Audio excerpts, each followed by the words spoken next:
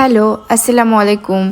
আজকের এই কেকের প্রবলেমের কোনো শেষ নাই। প্রথমত বলে রাখছি, কেক কিন্তু অনেক অনেক সিম্পল একটা কেক, বাট এটার প্রবলেম অনেক লম্বা লিস্ট।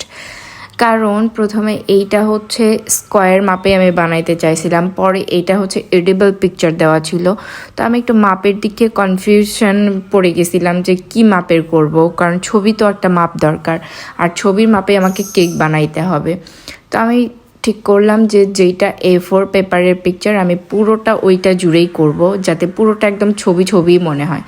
তো সেটার জন্য কেকটা একটু রেড ট্রায়াঙ্গেল শেপে করা লাগে, হালকা একটু। তো এই জন্য আমি আগে পিকচারটা করে আনি, দেন আমি কেকের সব কাজ করি।